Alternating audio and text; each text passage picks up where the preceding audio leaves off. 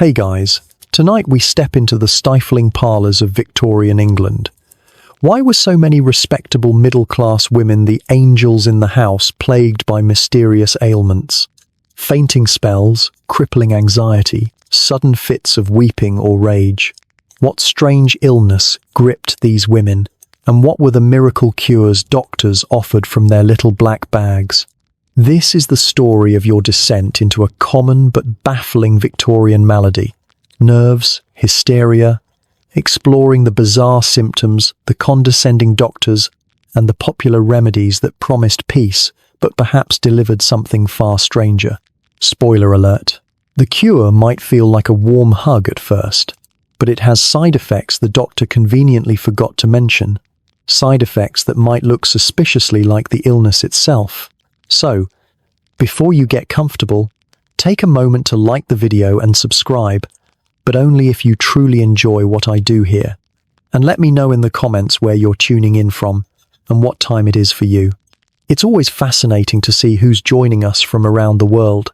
Now, dim the lights, maybe turn on a fan for that soft background hum, and let's ease into tonight's journey together. Congratulations, you're a respectable middle-class woman in Victorian England. Your job description? Be decorative, pious, silent, and perpetually on the verge of fainting. Your life is a performance of placid perfection, confined mostly to the beautifully upholstered cage of your home. But beneath the corset and the crippling social expectations, you're feeling unwell, anxious, bored, depressed. You can't quite put your finger on it, but something feels fundamentally wrong. Don't worry, your doctor has just the thing, and it comes in a bottle.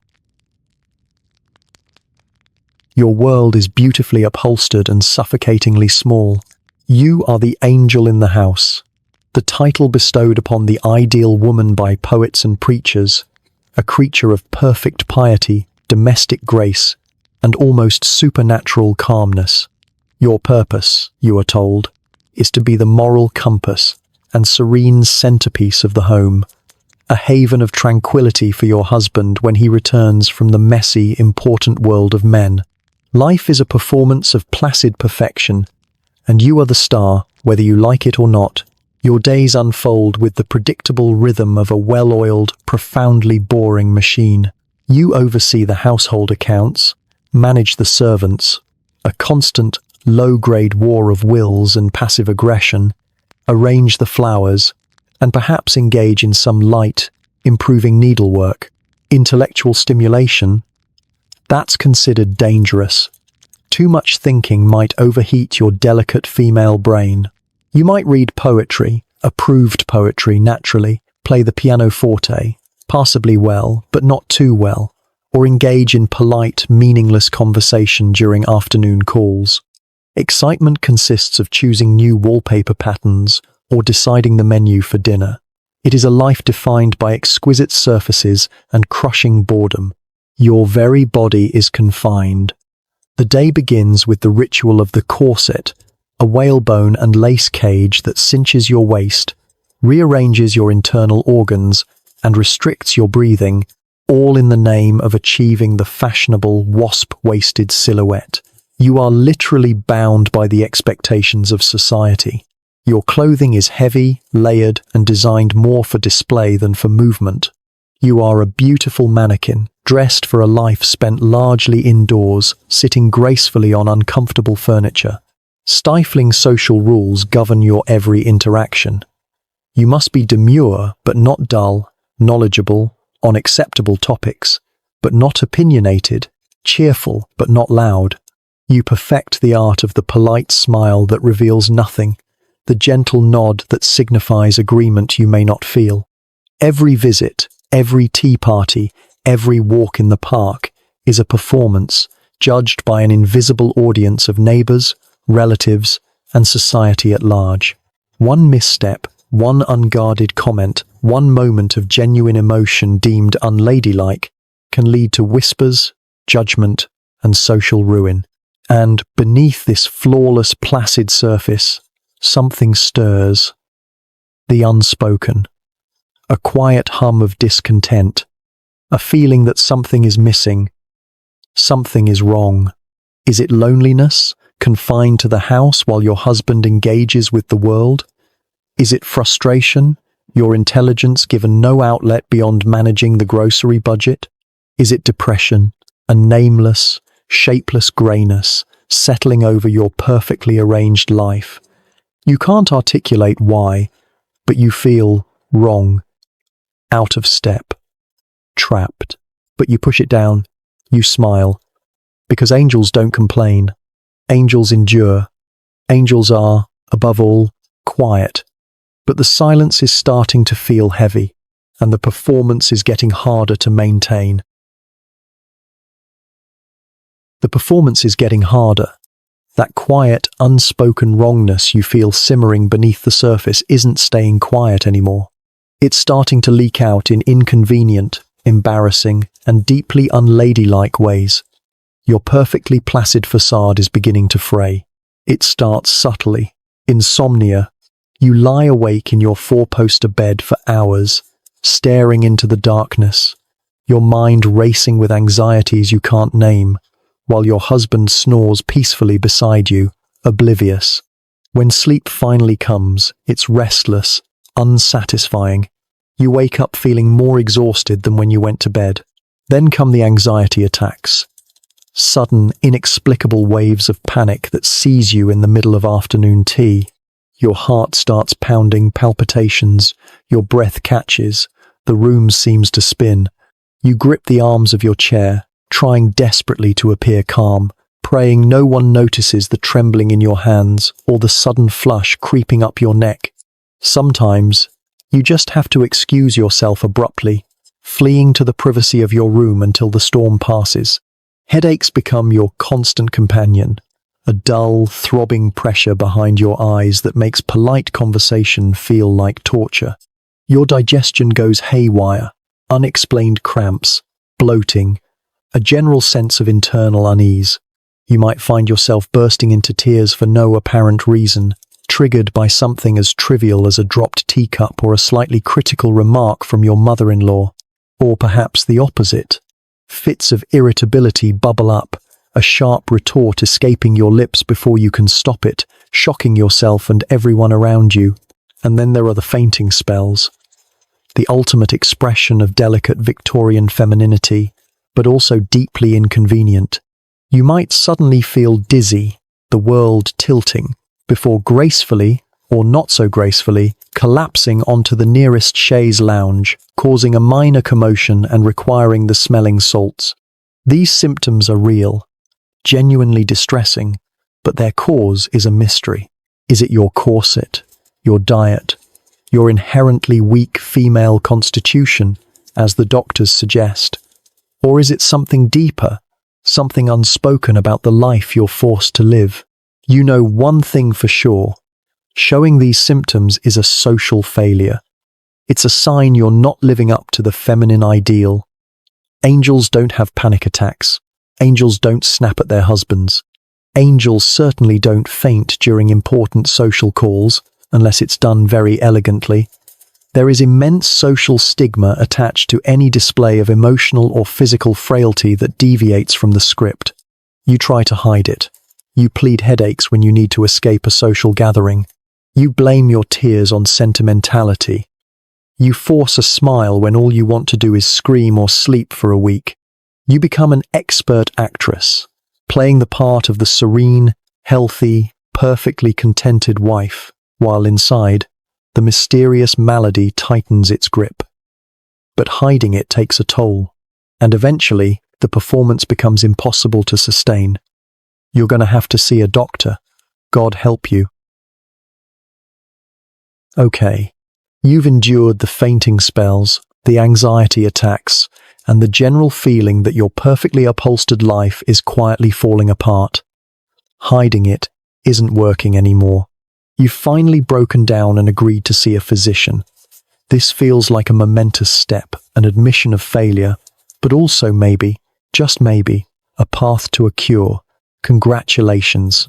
You're about to experience the pinnacle of 19th century medical misogyny, delivered with a reassuring smile and a complete lack of understanding.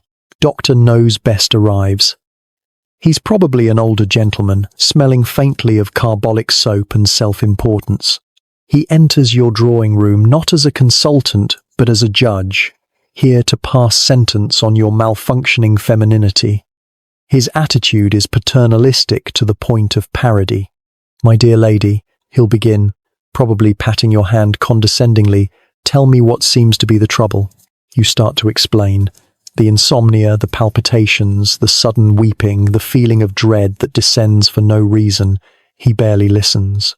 He nods occasionally, makes a few non-committal sounds. Yes, quite. But you get the distinct impression he made up his mind the moment he walked in the door and saw you were female. He asks a few perfunctory questions, mostly about your menstrual cycle, because obviously, and whether you've been engaging in any exciting activities like reading novels or attending lectures.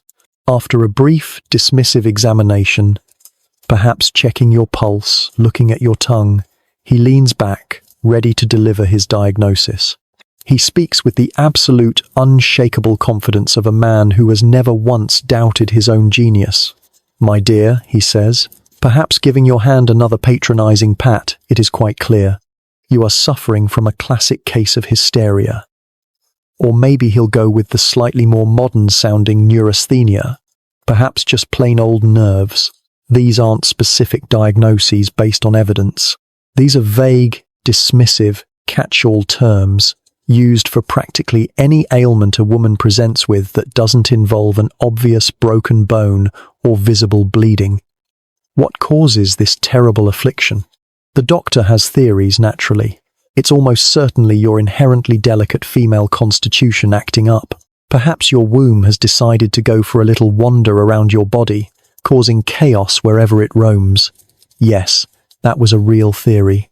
Or maybe you've simply overstimulated your fragile brain with too much thinking, or feeling, or generally existing outside the narrow confines of quiet domesticity. The subtext is clear.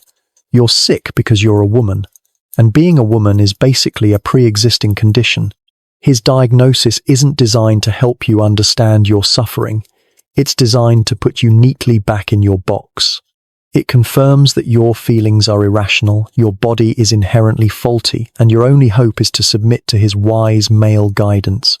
It is medical misogyny dressed up in a frock coat and carrying a little black bag. You, desperate for answers, probably just nod gratefully. A diagnosis. Finally. Even if it's nonsense, at least it has a name. Now, what's the cure? You lean forward, hopeful. The doctor smiles reassuringly. He has just the thing. Or perhaps, just the lack of thing. Okay, Doctor Knows Best has delivered his verdict. You have hysteria or nerves. Basically, your delicate female system is out of whack because you're female. Congratulations. Now, what's the cutting-edge, scientific cure for this debilitating condition? Prepare yourself for a regimen of profound boredom and questionable bathing practices. Before reaching for his little black bag of potent potions, your doctor usually starts with the initial prescriptions, the non-drug approach. And the most famous, most fashionable, and most soul-crushingly tedious of these is the rest cure, popularized by a certain Dr. Silas Weir Mitchell. The theory is that your nerves are frayed from too much. Well, something. Thinking, feeling, existing. And the only solution is complete and total shutdown. Imagine the prescription. Weeks, maybe months, of forced inactivity. You are confined to bed in a darkened room. You are forbidden from reading, writing, sewing, or engaging in any stimulating conversation. You are often isolated, sometimes even forbidden from seeing your own family. Your only job is to lie there, like a beautifully upholstered piece of furniture, and rest. To make sure you don't waste away entirely, you're often subjected to force feeding, massaged daily, sometimes by rather creepy electrical devices, and basically treated like an infant whose brain has temporarily short-circuited. It sounds less like a cure, and more like a particularly boring form of solitary confinement. Does it work? Mostly, it just makes you desperately crave the sweet release of being allowed to read a newspaper again. If the rest cure seems too passive, perhaps your doctor will prescribe something more invigorating, hydrotherapy. This sounds fancy, but often just means cold baths, or maybe being wrapped in cold, wet sheets, or perhaps having powerful jets of icy water sprayed at you. The theory? The shock to your system will jolt your nerves back into order, or maybe just make you too cold and miserable to remember why you were anxious in the first place. You might also be prescribed bland diets, endless plates of milk toast and boiled mutton, because apparently flavorful food is far too exciting for your delicate condition. Some doctors even dabbled with useless electrical stimulation devices, applying mild shocks to various parts of your body in the vague hope that electricity might somehow scare the hysteria away. Now, do any of these things actually help with the underlying anxiety, depression, or sheer crushing boredom that might be fueling your symptoms? Of course not. The frustration mounts. You endure weeks of isolation, forced feeding, and icy baths, and you still feel wrong, maybe even worse. The boredom of the rest cure might amplify your anxiety. The cold baths might just give you pneumonia. These treatments often make you feel worse, more isolated, and more convinced something is truly wrong. But when you tell your doctor the cure isn't working, does he reconsider his diagnosis? Does he question his methods? Don't be silly. Clearly, the problem isn't the treatment. The problem is you. He blames your lack of willpower. You're not trying hard enough to rest. You're resisting the therapeutic effects of the icy water. You simply lack the moral fortitude to get better. His confidence remains unshaken. His methods are sound. You are just a difficult patient, a textbook hysterical female refusing to cooperate with science. And so, you're left feeling worse than before. Not only are you still suffering from your original mysterious ailment, but you're now also burdened with the guilt of failing at the cure. Your frustration grows, your desperation deepens. You plead with the doctor. Isn't there something else? Something stronger? Something that might actually make you feel better? The doctor strokes his beard, a thoughtful look in his eyes. He hates to resort to medication, he says, but perhaps in your stubborn case, perhaps it's time to try something new, something modern, something wonderfully, blissfully effective. He reaches into his little black bag. Following the frustrating failure of the rest, cures and icy baths, your mysterious ailment persists. Your nerves remain frayed, your sleep elusive, your days punctuated by anxiety or inexplicable tears.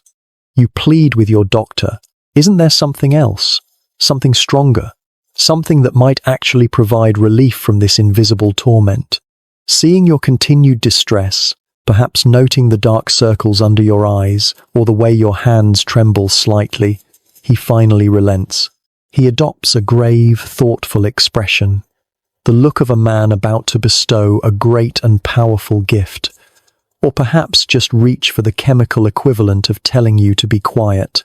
My dear lady, he might say, leaning in conspiratorially, given the stubborn nature of your affliction, I believe it is time we tried something more modern. A remarkable preparation that has shown wonderful results in calming the overwrought nervous system. He finally offers something promising, a chemical solution where rest and water failed. A new hope flickers within you, fragile but desperate. He speaks of it in glowing terms, painting a picture of blissful relief like a Victorian Bob Ross painting happy little clouds over your internal misery. This isn't just medicine, it's practically a miracle in a bottle, the very essence of scientific progress designed specifically to soothe the inherently defective, delicate female system. He might call it a soothing syrup, guaranteed to calm even the most agitated spirit, or at least render it unconscious. Perhaps it's a nerve tonic, formulated to restore strength and banish melancholy, the 19th century version of telling you to just cheer up, but with more suspicious ingredients. Or maybe, specifically for your sleeplessness, he prescribes special drops, promising peaceful, uninterrupted rest, the kind you haven't experienced since before you got married. He assures you it is wonderfully calming, highly restorative, and, most importantly, perfectly safe when taken as directed, a phrase that should always trigger alarm bells, but you're too desperate to notice. Just a small dose, he'll say reassuringly, to take the edge off your suffering and restore your natural equilibrium. He makes it sound like a gentle nudge back towards health, a scientific helping hand rather than a chemical kosh.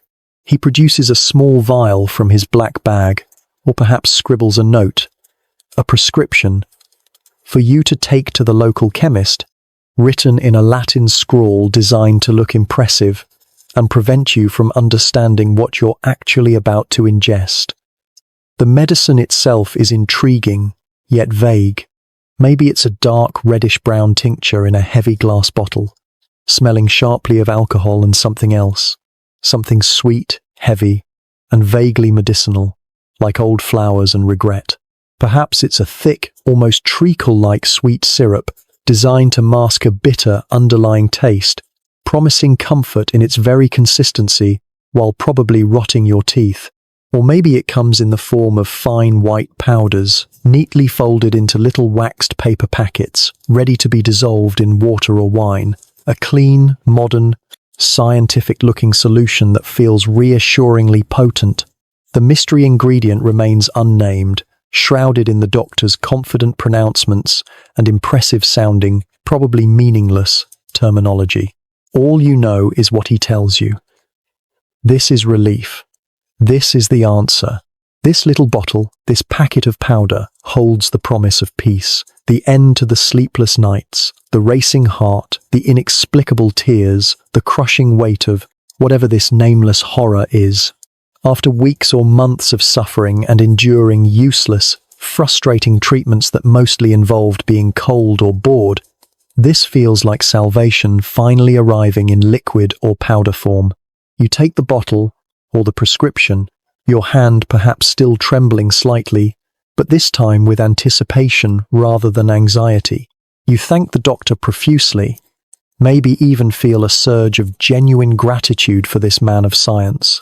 He smiles, pats your hand again, because you're basically a child in his eyes, collects his considerable fee, and departs, confident that he has, once again, saved a damsel in distress, with the power of modern medicine and his own unshakable self-assurance.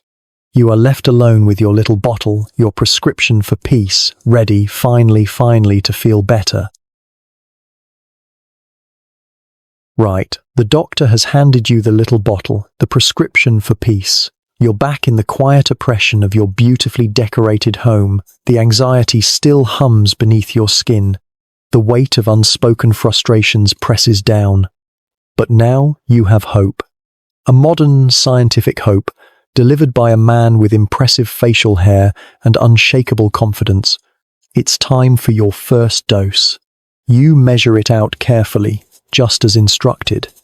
Maybe it's a few drops of that dark tincture into a glass of water, turning it a murky, unappetizing color. Maybe it's a spoonful of the thick, sweet syrup that coats your tongue with a cloying promise. Or perhaps you dissolve one of the neat little white powders into your afternoon tea. The taste might be bitter, chemical, masked with alcohol or sickly sweetness. You swallow it down, trying not to grimace, because ladies don't grimace, they glow.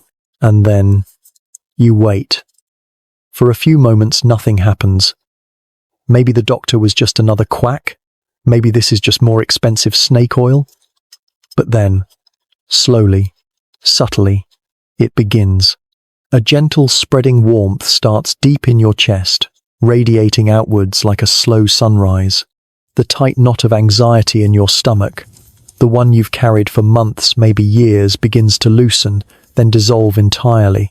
The constant nagging pain, the headache, the backache, the vague but persistent aches you couldn't explain, starts to dull, fading into a distant, unimportant background hum. The frantic, racing thoughts that kept you awake at night slow down, become fuzzy, lose their sharp edges. You feel calm. Not just the absence of anxiety, but a positive, tangible sense of peace, settling over you like a soft, heavy blanket. If you've been plagued by insomnia, you might feel your eyelids growing heavy, the sweet, blessed arrival of sleep finally within reach. It's a profound, almost religious experience. The world, which just moments ago felt like a hostile, demanding place full of impossible expectations, now seems manageable, softened, distant. You feel normal. Or at least, what you imagine normal must feel like. You feel functional. The crushing weight of your vague despair lifts. You can think clearly, without the constant background static of worry. You might even feel happy, a strange, unfamiliar buoyancy bubbling up inside. For the first time in ages, the performance of being the perfect Victorian lady doesn't feel like a soul-crushing effort. It feels possible. Easy, even. It works. The thought hits you with the force of a revelation. This isn't like the cold baths or the endless stupefying rest cure. This is real. This little bottle contains magic. The doctor was right. Science is wonderful. This medicine seems like a miracle. You can finally cope. You can face the tedious social calls, manage the household crises, endure your husband's monologues about his day at the office, all with a serene, beatific smile. You can perform your duties as the perfect wife and mother, not as a grim obligation, but with a newfound, chemically induced sense of grace and contentment. You look in the mirror, and the anxious, exhausted face that stared back at you this morning seems to have vanished. In its place is the calm, composed angel in the house you're supposed to be. Congratulations, you've found the perfect solution. A simple, effective, doctor-approved way to smooth out the rough edges of existence. You take another sip, another dose, just to be sure. It's safe, after all. The doctor said so. That little bottle of soothing syrup or nerve tonic feels like a revelation. You take it as prescribed, and the world magically transforms from a grey, anxious ordeal into something soft, manageable, almost pleasant. Congratulations. You've discovered the 19th century equivalent of applying an Instagram filter to reality. Everything looks smoother, warmer, and significantly less likely to make you want to scream. You can cope again. You can smile without it feeling like your face might crack. You can endure tedious social obligations with the serene detachment of a particularly well-medicated saint. But miracles, especially the bottled kind, have a habit of running out. Your initial supply dwindles. Do you go back to the condescending doctor knows best, endure another lecture about your delicate constitution, and pay his exorbitant fee for another prescription? Maybe at first. But then you make a revolutionary discovery, probably during a routine trip to buy tea or maybe some arsenic for the rats, another popular household item. You realize how effective the tonic is, and you discover similar remedies are readily available over the counter, right there, next to the soap and the shoelaces. You walk into the local chemist shop, or even just the corner grocer, and behold, an entire section dedicated to bottling hope, rows upon rows of alluring bottles with beautifully printed labels and incredibly grand claims. Welcome to the golden age of patent medicines, the wild west of unregulated pharmaceuticals, where any charlatan with a printing press and a questionable recipe could bottle swamp water, add a hefty dose of alcohol and maybe something significantly stronger, slap a fancy label on it, and sell it as a cure for everything from female hysteria to male pattern baldness. These aren't hidden under the counter like some shameful vice. They're proudly displayed, advertised in every newspaper and ladies' magazine, with grand claims that would make a modern marketing executive weep with envy. You see colourful names designed to inspire confidence and target your specific ladylike anxieties. Dr.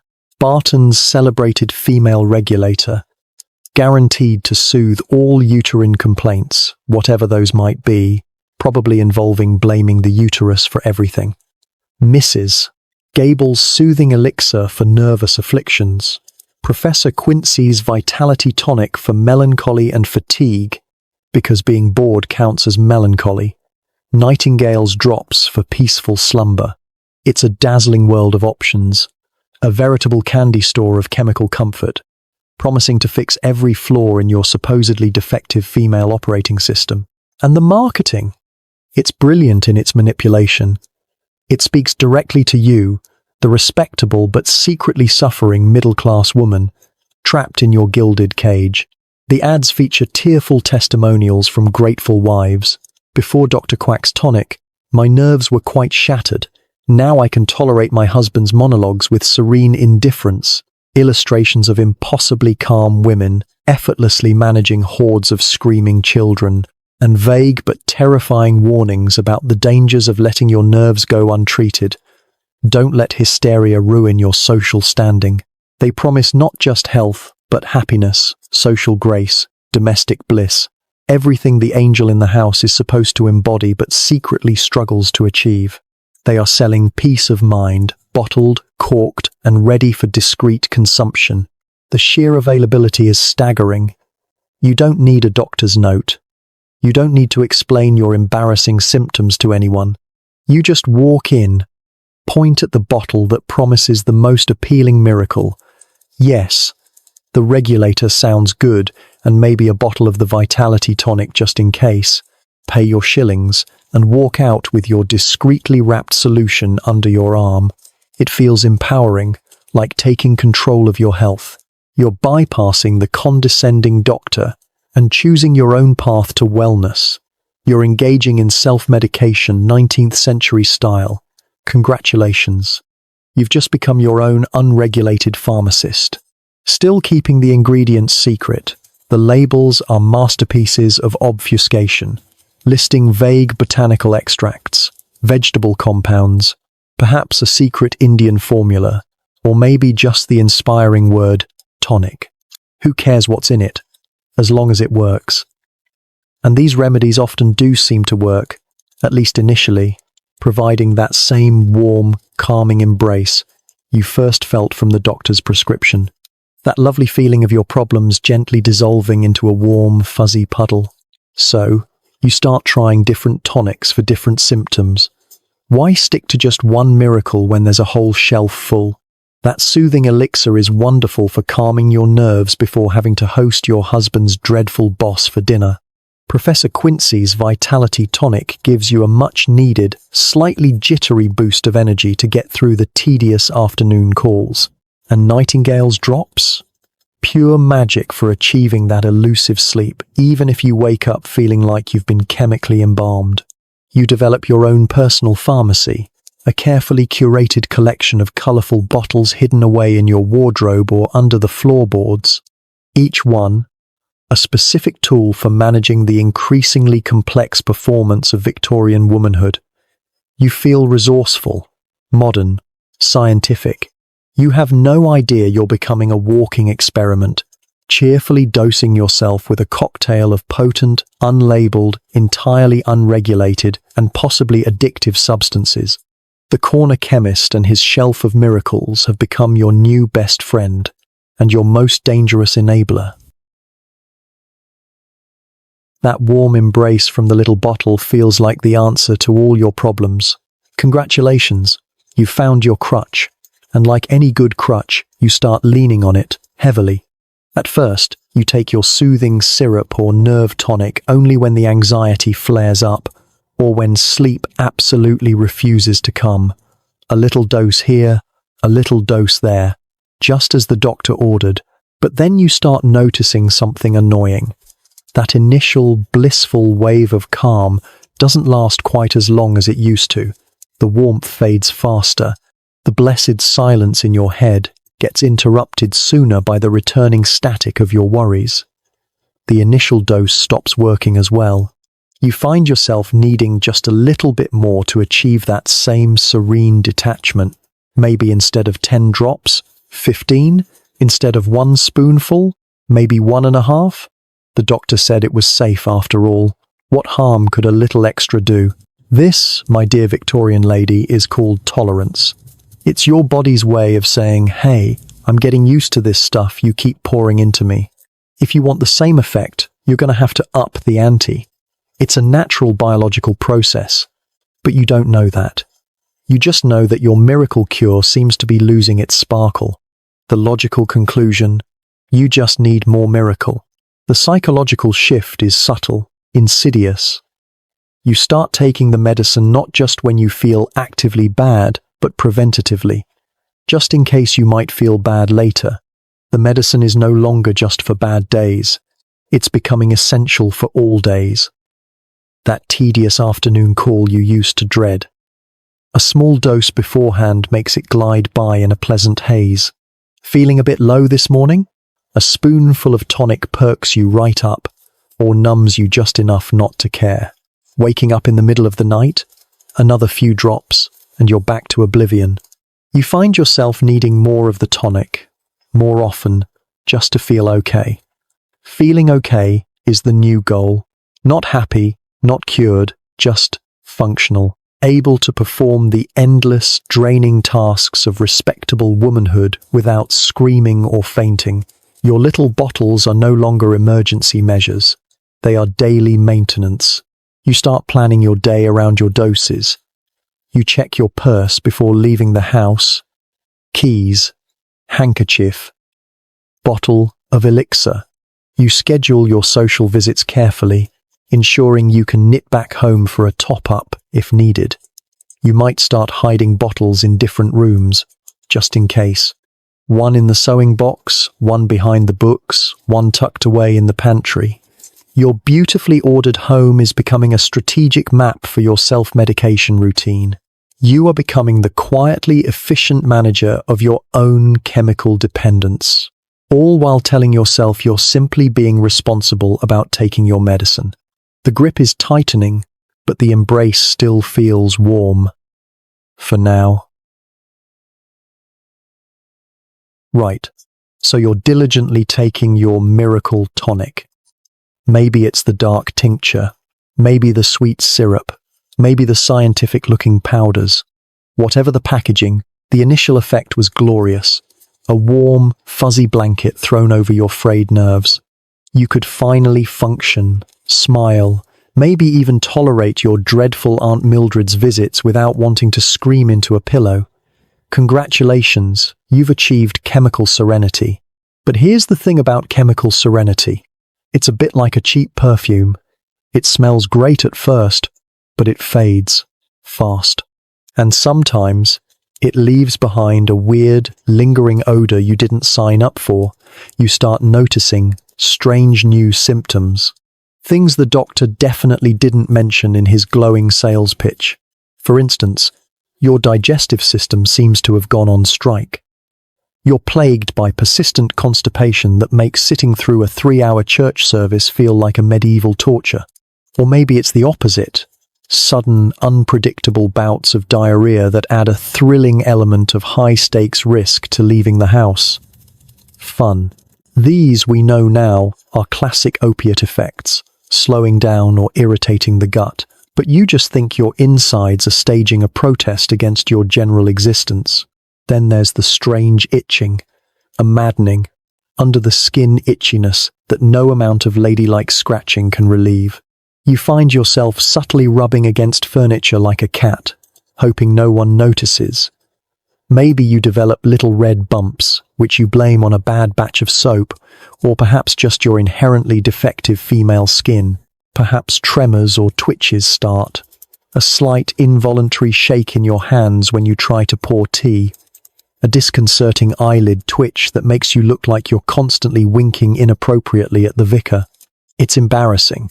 It makes you feel even more nervous. And the lethargy. Oh, the lethargy.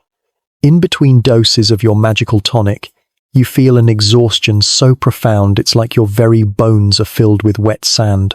You drag yourself through the day, counting the minutes until your next spoonful, the one that briefly brings the world back into focus.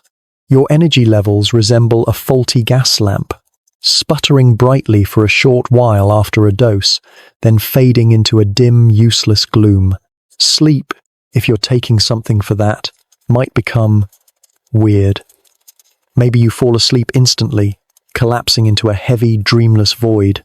Or perhaps you start having vivid nightmares, strange, unsettling dramas playing out behind your eyes that leave you waking up more anxious than before. Hello, possible chloral hydrate effect. Confusion reigns. What is happening? You were taking the medicine to cure the nerves, the insomnia, the anxiety. But now you have these problems too? You go back to your doctor. Doctor knows best. You explain the new symptoms, expecting him to perhaps, just maybe, reconsider the miracle tonic. Silly you. You and your doctor attribute these new symptoms to the original nervous illness getting worse, not to the medicine itself. Of course, your hysteria is clearly deepening. Your female constitution is even more fragile than he initially thought. The constipation, a sign of internal sluggishness caused by melancholy. The tremors, proof of your overwrought nerves. The lethargy, further evidence of your inherently weak disposition. It makes perfect, terrifying sense in the echo chamber of Victorian medical ignorance. The cure starts to look exactly like the disease, but no one involved has the slightest clue. The doctor nods sympathetically, maybe takes your pulse again, and confidently declares that you simply need more of the tonic, or perhaps a stronger version, to combat this worsening affliction. Congratulations, you've just received a prescription for more poison to treat the symptoms caused by the original poison. You dutifully go back to the chemist, buy a bigger bottle, and pray this time, it will finally make you well. The grip tightens. Right, you've been diligently taking your miracle tonic, perhaps even experimenting with a few different colourful bottles from the chemist. You're managing your nerves, you're sleeping, mostly, you're keeping up the performance of the perfect, placid angel in the house. Congratulations! You've successfully outsourced your emotional regulation to a mixture of mystery chemicals. But then, the inevitable happens. Maybe you forget to pack your tonic on a short trip. Maybe the chemist runs out of your favourite brand. Maybe, in a fleeting moment of misplaced optimism, you decide to try cutting back, just to see if you still need it. You miss a dose, or you run out, and all hell breaks loose. The warm, fuzzy blanket evaporates, replaced by a cold, prickling anxiety far worse than anything you felt before. Withdrawal manifests not as a gentle weaning, but as a full-blown internal riot.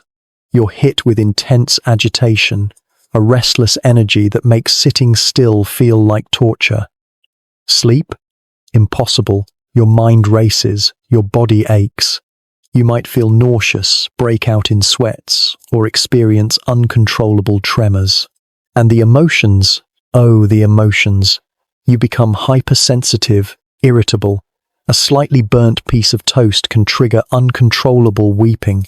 A misplaced pair of gloves can unleash a torrent of rage that shocks even yourself. You're snapping at the servants, arguing with your husband, maybe even throwing things. It's not pretty, but here's the truly brilliant, diabolical part. This looks exactly like the hysteria you were initially diagnosed with. Remember that delicate female constitution, the overwrought nerves, the wandering womb? Your current state, agitated, emotional, possibly irrational, fits the original diagnosis perfectly. You and your doctor and your concerned family don't see this as a reaction to stopping the medicine. You see it as proof that your underlying illness is far worse than anyone imagined.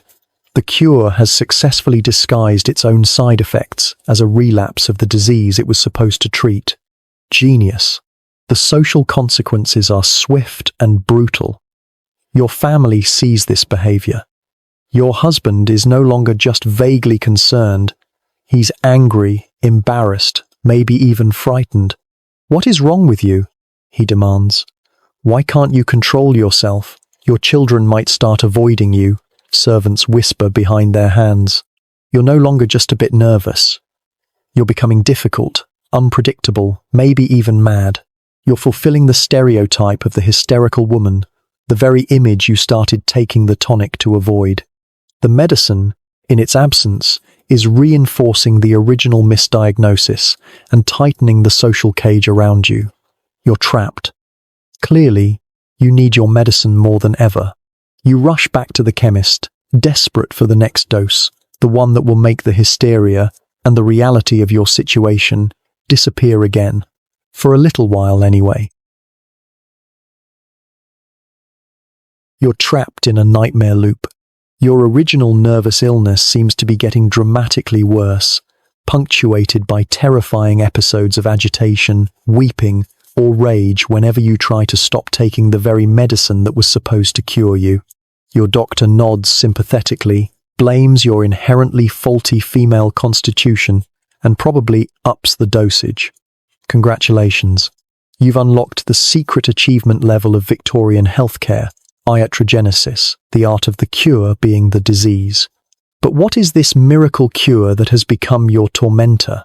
What's really in that innocent-looking bottle? It's time we unmask the miracles. The reveal, the primary culprit, the star player in this domestic tragedy, the substance powering countless soothing syrups, nerve tonics, and doctor-prescribed drops, is almost certainly laudanum. Sounds fancy, doesn't it? Almost laudable. It's tincture of opium, darling. Liquid opium, dissolved in alcohol. Yes, that's what you've been diligently dosing yourself, and possibly your fussy baby via soothing syrups like Godfrey's Cordial or Mrs. Winslow's, with several times a day. Now, suddenly, everything makes a horrifying kind of sense.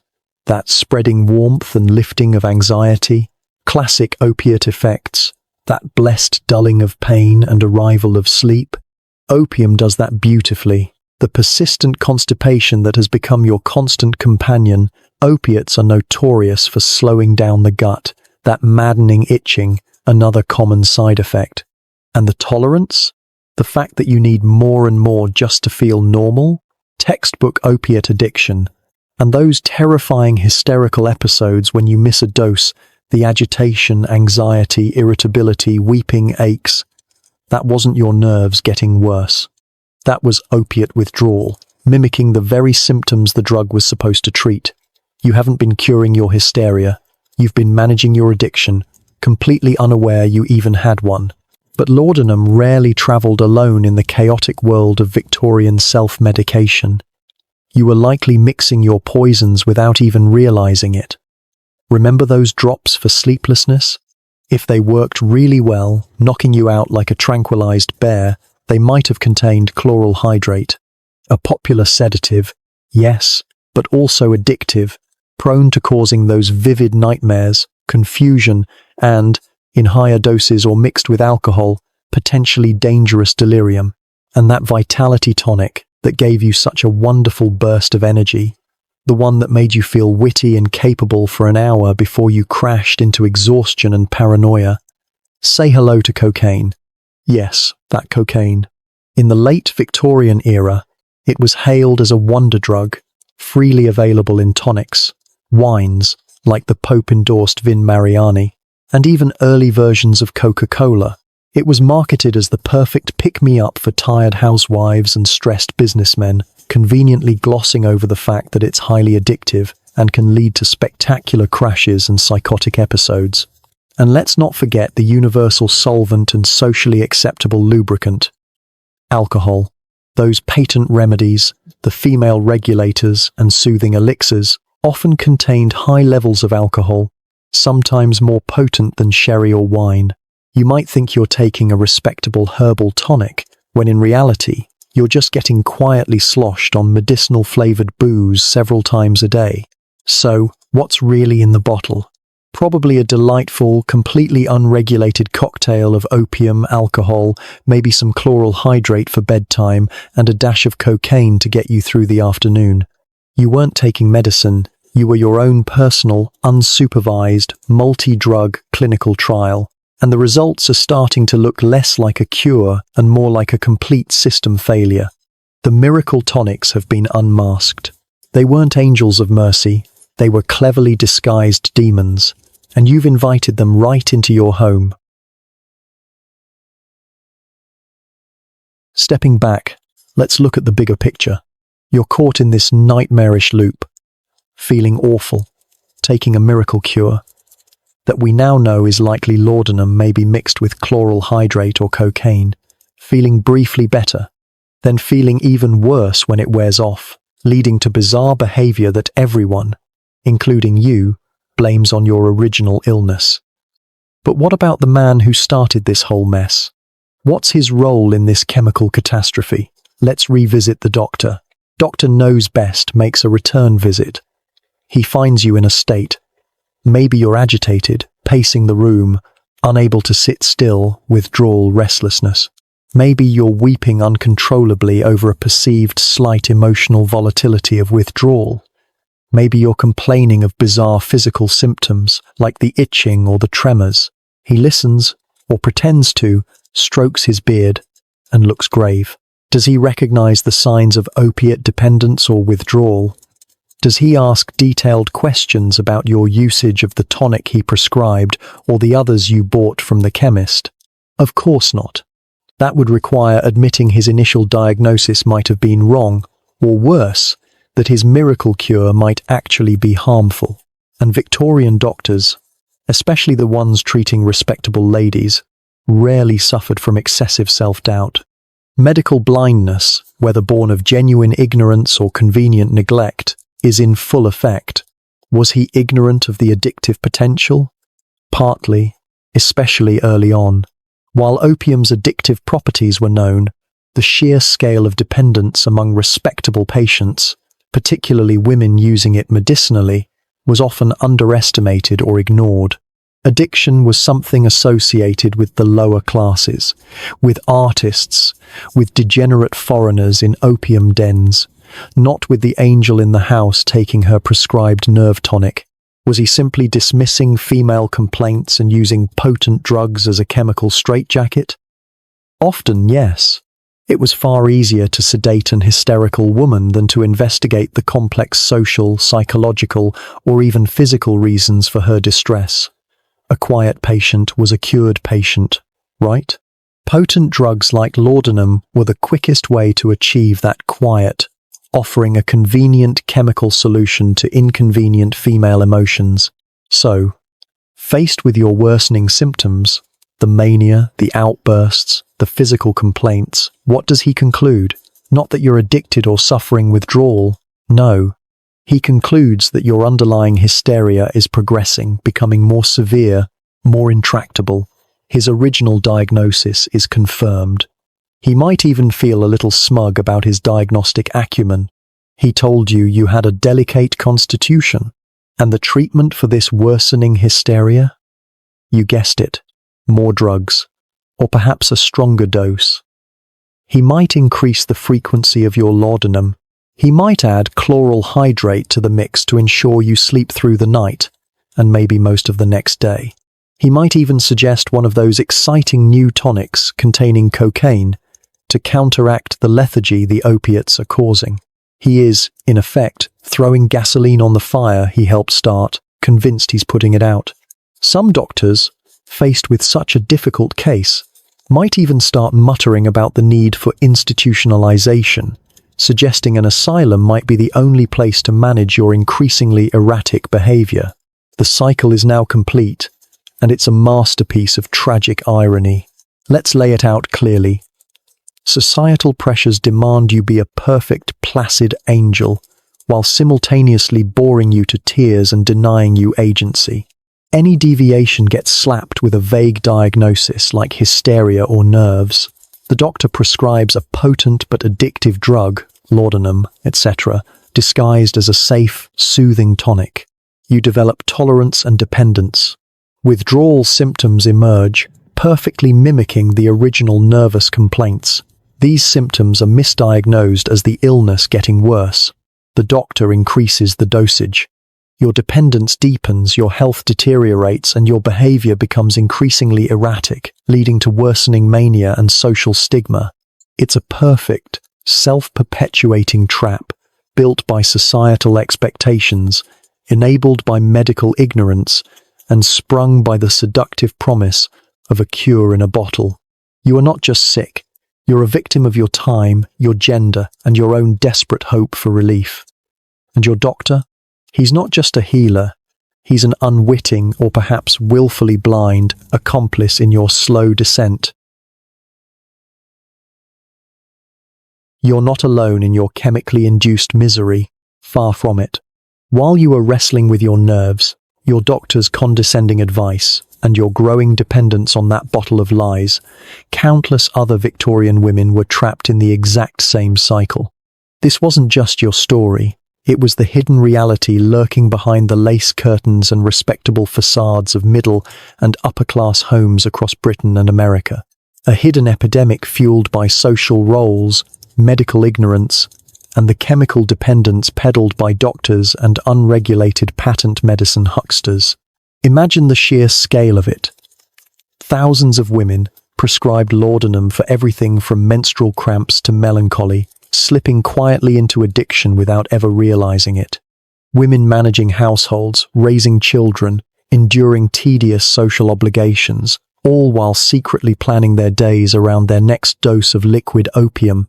Women turning to chloral hydrate for sleep, only to find themselves trapped in a cycle of dependence and bizarre nightmares.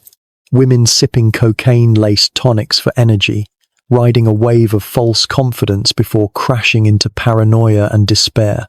Women dosing their crying babies with soothing syrups laced with morphine, unknowingly starting the cycle anew in the next generation.